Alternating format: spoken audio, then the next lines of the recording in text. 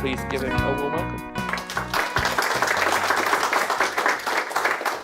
So mine's a cautionary tale of too much red wine, I'm afraid. So I've been to lots of these and I think, I could do that. It's really, really easy. And I've done that loads and never plucked up the courage. And then I saw Steve do it and I thought, I absolutely, definitely can do that if Steve's doing it. And I was laid on the couch at home, I think it was a Friday night, and the email came out asking for speakers, and 2/3 of the way through a bottle of red wine, I can definitely do that. Then suddenly going, Jesus, what am I going to speak about? So I thought I'd start with something really easy and speak about complexity. So first time I've ever done one of these, I am going to use the cards, and it's going nowhere near as flash as Ian's was. So if I speak too quickly, throw things at me, it's absolutely fine. And ask questions when you want, it's absolutely cool. So, bit of background, my mum's a lister, very similar path through life as probably most of you. I was a dev, tech lead, tech architect, team lead, dev manager, and then decided to become a consultant 2 or 3 years ago. My journey through Agile starts about 11 years ago. I was working for the Bank of Western Australia in Australia, and project you all know about, not the project name, but the type of project. Greenfields, BAs came in, months, thudware, chucked it at the devs, we chucked it back. Many months later, lots and lots of money spent, not a single line of code written. Quite an enlightened dev manager at the time. He knew a guy who worked for ThoughtWorks, so impoddled ThoughtWorks. And 8 weeks later, guess what? We had something that was potentially shippable. We had no chance of getting it out the door because of the over-constrained system of getting it out with 19 cabs and 300 different environments. But it was amazing. So I met my first Scrum Master and decided that's what I was going to be for the next 5 or 6 years. I did everything through Scrum, religiously through Scrum. And sometimes it worked really, really well, and sometimes it was a bit crap, really. And I never really quite understood why, and now I do. And now I'm going to try and explain it to you, hopefully. Cynefin, this is a chap called Shut Up Phone. Do you know, I knew I'd make something wrong. Get that down there. With my wife, anyway. Asking how I've gone. So David Snowden, he invented this, if that's the right word. That's his company, Cognitive Edge. Please go to it. Please look at it. The reason I'm doing this is because I'm incredibly passionate about it. If there's one thing in life I could teach anybody, it would be this. This is a very, very light touch. It's a massive subject. It's based on complexity science. I'll try not to bore you too much as I go through. But it's got a lot of momentum. If ever you go and hear any of the big speakers speak, like your Dan North or your Chris Matts, especially Liz Keogh, Liz does some great talks on this, and I might have borrowed 1 or 2 bits if you've seen any of her talks as you go through. And especially the Kanban guys, Andy Carmichael talks about it, Dave Anderson, and a couple of months ago we had Mike Burrows here touting his Agenda Shift book. And actually, throughout the whole of what he was talking about was Cynefin, running through it a bit like, the fat through a rich steak that gives it its flavour. It is foundational because of that, and it's not just in IT. You'll see this in governments. You see it in UN. You'll see it about people getting clean, this is how they plan to get clean water for people in Africa. So it's not just about IT, although it has lots and lots of good practices. Itself, this has evolved over 25 years. It's based on over half a century of complexity science. And the framework itself is there to help us make decisions. How many people have actually heard of this before? And it's okay. How many people would you be able to, how many people reckon have a really good conversation about it? So other than just have heard it. Okay. What's really important is this word here, theory-informed practice. A lot of what we see around management paradigms is somebody goes in and gets something to work. Brilliant, that's fantastic. So they look in retrospect back at the steps of how they got it to work, and they create a method. And they go and certify that method, and we can go and buy it, and we can apply it absolutely everywhere. And you see that not just in IT, but you see it across the whole of management. What Cynefin is telling us that actually we can't have theory informed from practice. Practice informed from theory, we need to have theory informed practice. So we need to have a really sound theory on which we can base practice, not just coming up with practice.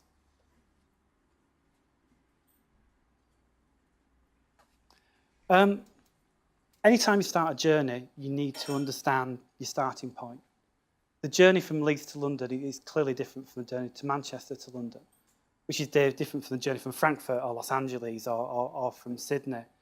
So understanding your starting position or your starting context when making any decisions or analysing any problem spaces is incredibly important. I'm going to really quickly touch on some I'll just have a little bit of theory around systems. So the first system, well, basically these three systems, there's an agreement across the sciences. This is physics, it's maths, it's biology. These are the three systems that the world runs on. So first of all, we've got ordered systems. Ordered systems are highly constrained. Within that, everything is predictable. So with a direct link between cause and effect, what that means is we've actually got causality. We've got repeatability. Think of somebody simply turning a light switch on and off, on, off, on, off. It will repeat. People like being here. We love being in this space.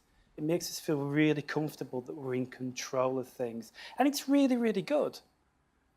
I'm very happy that I hate flying, that on the flight deck, they go through a checklist to make sure that thing will take off and will continue to fly and not crash and burn.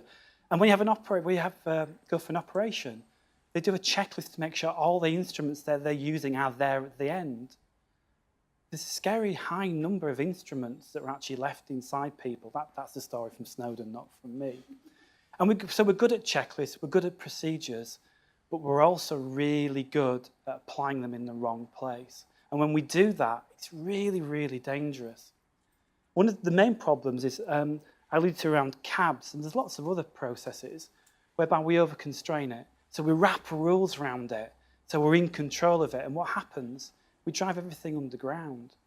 So people create informal networks, and they work around it. Order is dangerous when it's used in the wrong place, is the takeaway for that. Chaos is great. Chaos is no constraints, no rules. It's random, there's lack of connectivity, and it's a temporary state, okay? Resolves itself really, really quickly, and we're here because of accidents. In the real world, we're talking what? Earthquakes, tsunamis, fire, floods, any of those really. But it's also a great space for innovation. A lot of the things we take for granted today came out of disasters, out of wars. A lot of stuff came from the military. And the complex space. Anytime you involve people, this is what you have. Complex space, complex adaptive systems. Here the constraints are partial, okay? We have agents and coevolution. So within a system, you have agents. You're all agents within this system. You interact with the constraints, and you change the constraints as you change the system. Yeah? So because of that, because it's constantly changing, as you all guys interact in this room, imagine having a couple of beers and chatting. You change the system as you're talking about it. Emergent properties. So as you're going through, things will emerge. It's dispositional, not causal. So in other words, it's disposed to act in a certain way. There is no direct link between cause and effect, except in retrospect. Okay, because it's really good to be able to look backwards and go, do you know, that's how it worked. It's really obvious now, isn't it? And the only time you'll ever be able to repeat in this is by chance. It's probabilistic, not deterministic, and we've got dispositions and propensities. So it's predisposed to act in a particular way, and we can actually measure that. We can measure that through vectors. So we can see how the direction in which we want to go, and we can measure how quickly we're going towards and what speed we're going to. Okay, modulated and not driven. So complex systems, we can influence them, but what we cannot do is define an end state and close that gap in a system-driven way. Yeah? Very sensitive to starting context. So the point from which it starts, just like your journey, dictates a lot of how the system is going to work. And the one takeaway from here is you cannot replicate what to do from how you did it. So you cannot go back and re-engineer it. So I'm now going to move on to the Cynefin domains. The purpose of the domain is really to help us identify our starting context. Well, that's the way I think about it anyway. It's drawn like this. It's not a 2x2 matrix. It's not a categorization tool. If you ever meet David Snowden, please feel free to tell him it's a categorization tool. He's probably 65 now, and you can probably run quicker than him. He gets really upset when you actually mention that. And it has 5 domains. And these are the domains. So complex and chaos match the systems. What we do is we actually take the ordered domain and we split it between obvious and complicated. Okay, so in the obvious domain, we have rigid constraints. We have hard rules. Okay, so there's one and one only way of doing this. Because of that, Cynefin gives us a decision model, which is sense, categorize, respond. So we can look at it, we can sense the data, we can categorize it. We tend to go, oh, it's one of those sorts of problems. And then we can respond from the knowledge that we already have. And this is the domain of best practice. Okay? So there's one and one only right way to do it. So when I started coding back in the 90s, one of the big problems we had to solve was, what do you do with source code? People kept it on shares, on C drives, on flash drives, I don't know, wrote it down. And it's a real problem, and that's now gone. Look, there may be religious wars around what source control we use, but actually it's a really obvious problem. If I go to you, how do you look after source code? You're going to go stick it in a source control system. It's obvious. One that David Snowden uses is the bike chain. It's almost childlike. Everybody knows if a chain falls off a bike, how to put it back on again, don't you? It's a really, really simple thing to do. In this space, you shouldn't have to build anything. If you find out you've got a problem that's obvious, this is COTS, this is custom off-the-shelf software. You can outsource stuff here, yeah? You should not be building it. One of the problems we have here is oversimplification, so condensed information. So what we tend to find is you'll get a manager who goes, just give me it on a page, on it really simple. So you take something that's really complicated and you distill it down to a page, and it's good, that's going to work every single time, isn't it? Because obviously it's really telling you the right information. We've also got entrained thinking, where we're really good at going as, you know, it's obvious, we can fix this, we know what the problem is and we're wrong. And complacency. So what we have here is a cliff. Actually, by being complacent, we can fall out of obvious into chaos quite easily. By thinking that things are always going to work, it's really, really simple. That's not a problem. Complicated domain is we've actually got governing constraints. They're less rigid than rigid constraints, but they still describe the whole of the problem space. It still tells us that these are all the things we can possibly do. This is the space where we can absolutely analyze. Yeah? So we can go in, we can sense it, we can work it out, we can analyze the space, get the BAs in, work out what we need to do and respond, come up with an action. Just keep over in the corner because I got told not to wander around. Okay, and therefore it's the realm of good practice, not best practice. This is the realm of experts. We've got something we've never done before, but we have an expert who can do it. They can come in. An expert can vary practice. There's going to be multiple ways of skinning this. So you hire somebody to come in and do that for you. And ultimately, that's the difference between the two domains, between complicated and obvious. In best practice, there's one way of doing it. In the complicated domain, there's probably multiple ways. It's not self-evident. Therefore, we need to analyze the space, and we need to pick the way that's appropriate for us. Example here, you ain't going to try a SAP implementation on your own without bringing the experts in, really, are you? In fact, you should try one anyway. They're really hard. I've done one of these. Or a car, if you've got a nice, shiny car, if it breaks, it's not the Mini I had when I was 17. I'm not going to lift the bonnet, not that I can afford one, and start to fix it. You're going to take it to an expert. Or Snowden's example is the watch. You're an expensive Rolex. If it breaks, you ain't going to take it apart and fix it yourself, are you? You're going to take it to a watchmaker and get him to fix it. Okay. Okay. Complex domain. This is why Agile exists. This is the land of Eric Ries. This is where devs love to be, where everybody wants to be. This is where we get to play. This is complex adaptive systems. Here are the constraints to enabling. These are rules of thumb or heuristics. The framework. So in general, they're giving us loose examples of what to do. So guiding principles. I'm as well as doing what I do here, I'm also an FA coach and an ECB coach. So rule of thumb, maybe I teach kids how to play cricket. If the ball's pitched up, go forward. If the ball's short, go back. In climbing, 3 rules of contact. If you're climbing, you always must have 3 rules of contact. You may well create one for your teams in Scrum. It may well be, some of the XP. It could well be, use service orientation on microservices or whatever it's called here. But the frameworks, and as we work inside the system, practices emerge, we will change the constraints, as we work within it. One way to think about this is acting in this space causes the space to change. Because of that, we have the decision model, which is probe, sense, respond. And by probe, I mean an experiment. So you've all heard of spikes, So this is ultimately what we're really talking about here. This is the space where nobody has done this before. It's absolutely brand new. This is your differentiators. This is where the risk is. This is where the value lives. Okay?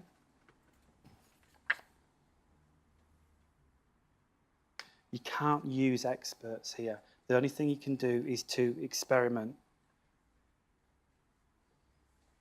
Okay. The question sometimes you get asked is, well, if we're in the complex domain, why can't we just sense? Why can't we go in and analyze this space? Why can't we just work out what to do? What's the difference between that and the complex space? Surely we can do it. And there's some real reasons why we can't do that. And basically, we've got cognitive biases, and we're full of these. I think last time I looked on Wikipedia, there was 160 or something. IKEA effect, we only actually value things we build ourselves. Confirmation bias, that's a great one. When we're looking at information, we only actually quite like to look at the information that proves that we're true and we're right. I think that speaks to a lot of devs, certainly did me. Sunk costs, that's why bookies are rich. We're always going to continue to put money in and not let it go. That's a great one, framing and anchoring. So whenever, it's estimates as well, whenever you come and buy something, the first price that goes in anchors, so all the discussions happen around that same price. Same with an estimate. That works exactly the same way, doesn't it? Someone goes in, they've got an estimate, and you were talking about earlier, you anchor around that initial estimate and you can't let it go. If it turns out to be completely false, there's a couple I love, and I'm just going to touch on them. This is one that Snowden mentions a lot. It ain't what you don't know that gets you into trouble, it's what you know for sure that just ain't so. Knowledge bias. We're all tinged with this. We're all in this domain. We know what to do. We know how to fix it. We're the experts.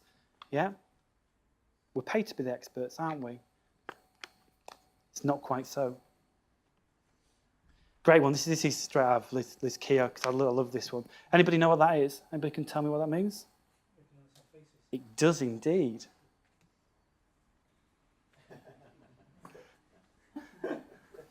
This was even better.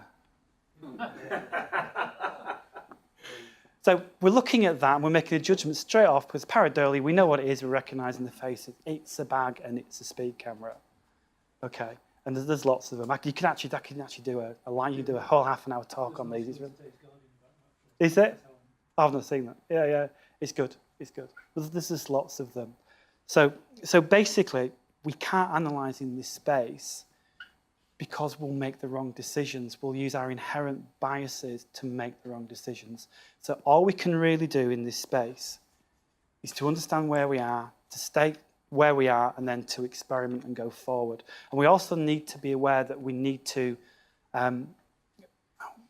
manage for serendipity in this space. So for luck, as we go forward, we know where we want to go, we know the destination, but ultimately we might not end up there, we might end up somewhere else.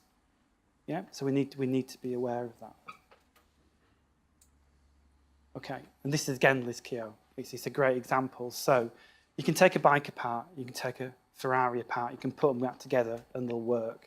You ain't taking a frog apart and putting it back together. Well, not at this present moment in time. Maybe in the future you can. And at that point, it won't be complex, it'll be a complicated problem. Final one is chaos. Okay, so this is what this is. If your house is on fire, you're not going to sit around and analyse, are you? You're going to chuck a chair through the window and jump out as quickly as you possibly can. your production systems have gone down, you're not going to sit there and try and work out why they went wrong. You're going to get in, you're going to fix it, you're going to move on as quickly as you possibly can. So we get a decision model here, which is act, sense, respond. And it's the realm of novel practice. Coming out of this, what we'll get is new things. And this is the innovation space. We can make this work. Hack days are about this. What you can't do is have a hack day and constrain it to something it must have business value. You can't do that. Have a hack day, you have to be aware that you might get novel practice, but you might actually get absolutely nothing out of it. You know, it's all going and flashing, and I just needed to press them in the right order. I knew I didn't do that. I couldn't actually do it when I was practicing it. My favourite one is disorder, okay, in the middle. So I haven't mentioned it before. This is a space where we don't actually know where we are. So what we do is we act in the way that make us feel best. So some great examples. So straight off, when I've been trying to use lean product development years ago and using it in this space where I can analyse, and I was in disorder. I was doing something that I thought was right. And yeah, it's the same as asking for accurate estimates in the complex domain. Asking for an accurate estimate of something you've never done before, in fact, something that no one in the world has ever done before, doesn't make sense. But the thing to stand out is there's nothing wrong with Gantt charts if you're in the right space. If you're over here and you know what the problem is, and you know what the constraints are, what the rules are, and you can work it out, you can plan it. You're not going to do a crease in that part of the thing. So get it out, get it analysed, get it built. You can still use Agile practices to get feedback within the development. You can still use Scrum, you can still get feedback from the testers, but you don't need to practice for emergent. And in the complex space, it's trying to create a Gantt chart for something you know absolutely nothing about. It's trying to predict the future, and we absolutely know that we cannot predict the future. In summary, Cynefin is the decision-making framework. Its purpose is to send the starting context and your problem type, and to make good decisions and take appropriate actions. Just beware, one size doesn't fit all. Never has done, never will do. There's no magic recipes in the complex domain. And the best you can do is describe the present and experiment. If I had one takeaway for anybody, it's that context is king. And you can use this inside work as well as you can use it outside. Start with what you do now. So that's straight from Kanban, isn't it? Start with what you do now. Describe the present. Work out where you are. There's a longer talk where you can put some estimation in this, but I didn't think I had enough time, although I've gone through it quite quickly. But because I'm talking too quickly, as you said, I probably would do. Right, and that's it. Okay. Thank you.